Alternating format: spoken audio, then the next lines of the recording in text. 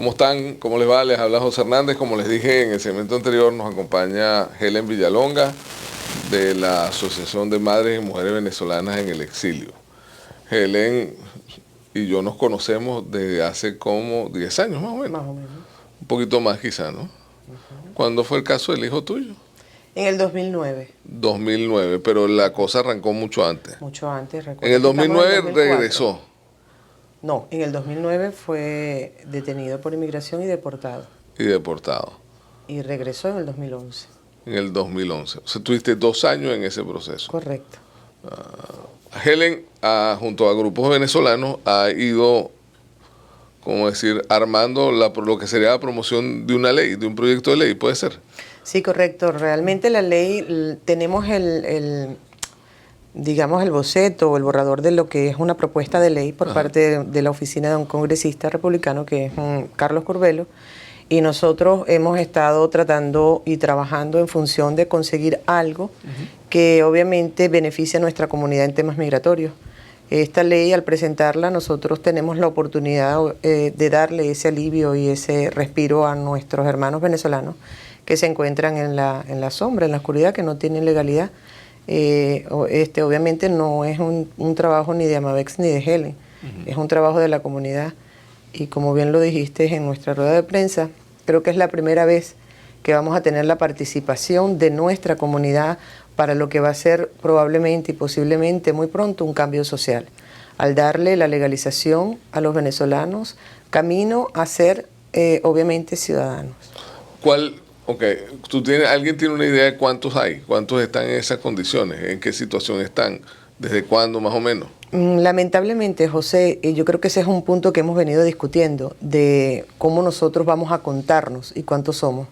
Las cifras que tenemos son cifras, obviamente, por estadísticas calculadas entre nosotros mismos. Más de 190.000, algunos hablan más de 150.000, obviamente la cifra es más de 100.000. Y 100.000. ¿Tu organización crece? Claro, y al crecer la organización, no solamente la organización, recuerda que en la misma medida que la situación en Venezuela ha venido empeorando sistemáticamente y cronológicamente, en esa misma medida ha venido incrementando el éxodo. Es decir, en cada proceso, por decirlo de alguna manera, cada proceso electoral con la consecuencia de un resultado que no favorece precisamente a la oposición, ha traído como consecuencia la salida de un grupo de venezolanos.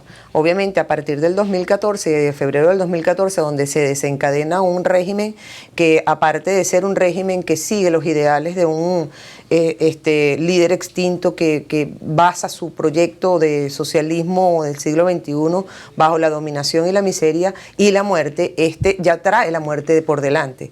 O sea, aquel trabajaba la miseria y lavaba la conciencia del pueblo en que el pobre era el que realmente estaba gobernando, pero nunca vimos de frente, como lo está haciendo este gobierno de Maduro, que es ir contra la sociedad, asesinar, por supuesto agarrar al que considera que es enemigo, meterlo en la cárcel, violar completamente los derechos humanos. A raíz de esa instauración de ese gobierno, que podría decirse desde el 2013 en lo adelante, hemos venido viendo como en el mismo año 2013 mucha gente entró, pero del 2014 en lo adelante hasta la fecha de hoy, la cantidad de venezolanos que han salido de Venezuela yo creo que es incalculable.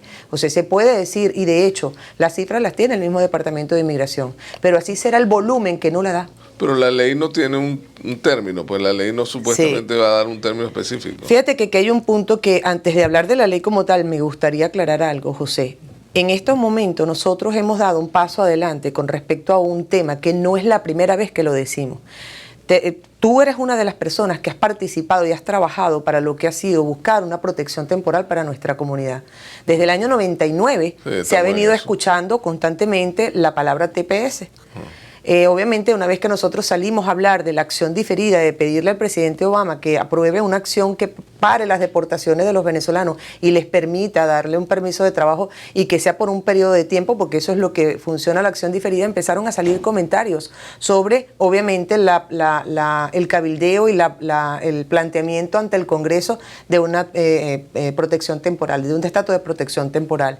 Esto trajo una confusión muy grave, porque justamente en el momento que nosotros lanzamos la acción diferida, comienza un grupo de personas a hablar sobre el TPS, cuando realmente lo único único que ha servido es para confundir, porque esto mismo que ha pasado en el último año... También motiva, ¿no? O sea, esas cosas... ¿Pero qué motiva? ¿El éxodo? La llegada de venezolanos creyendo que van a tener una protección. Resulta de que la ley, como tú me estás preguntando, sí tiene un stop. De hecho, la ley va a funcionar de una fecha establecida para atrás. Exacto. Es decir, muy probablemente la discusión comience desde el año 2013. Desde el año 2013 para atrás, los que arribaron desde el año 2000 hasta el año 2013, muy probablemente esa sea la ley que vaya a legalizar. Es decir, venezolanos que se encuentran en ese periodo de tiempo que hayan arribado dentro del territorio nacional podrán ser ajustados y abrigarse bajo la ley que sea aprobada.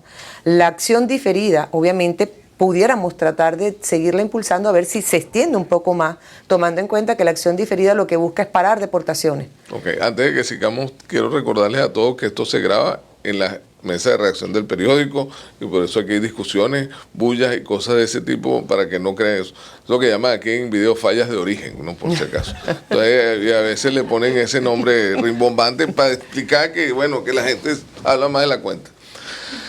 En 2 minutos antes de que vayamos a la pausa, ¿qué gana un venezolano con esa situación? Porque, ok, el tipo que se vino si la ley arranca en el 2013, ¿cómo quedan todos los que salieron en el 2014 después de las marchas y las contramarchas y los asesinatos y todas esas cosas? Mira, ahí es donde yo considero, José, que el porque... papel de la acción democrática es importante, porque la acción democrática, si pudiéramos extenderlo un poco más, parar deportaciones. Recuerda que los que llegaron desde el 2014 en lo adelante están utilizando una figura que probablemente algunos todavía se encuentren en estado pending, que es el asilo político. Obviamente, después vamos a tener una masa a la cual vamos a tener que buscar otra solución. Por lo menos yo creo que el primer paso se está dando. Buscar la protección y la legalización hasta una fecha determinada, porque eso no lo propone Helen ni José. Claro. Eso lo está proponiendo justamente quien está presentando la ley. Y en el Congreso le van a poner siempre fecha. ¿Y qué hace, por ejemplo, Cedillo, que es el camarógrafo, para ayudar a la ley? Para ayudar a que la ley se apruebe. Obviamente, apoyar cuando se presente la ley. Nosotros estamos haciendo una serie de campañas a nivel nacional donde estamos incentivando a que la misma comunidad sea quien discuta y debata la ley, sacar conclusiones sobre la ley y ir hasta su representante y decirle al representante de su congreso, del distrito en el congreso, nosotros estamos de acuerdo con la aprobación de la ley. Para los americanos y los ciudadanos y los residentes, nosotros vamos a crear una serie de postcards que vamos a estar enviando al Congreso, donde cada uno de ellos, que son los que realmente nos importan, y no solamente la comunidad venezolana. Vamos a seguir en el próximo segmento, vamos a hablar un poco del Festival Venezolano, qué podemos hacer ahí para llamar a la gente la atención en ese sentido, y no se vayan, ya regresamos con Helen Villalonga, es el papel del venezolano, yo soy José Hernández.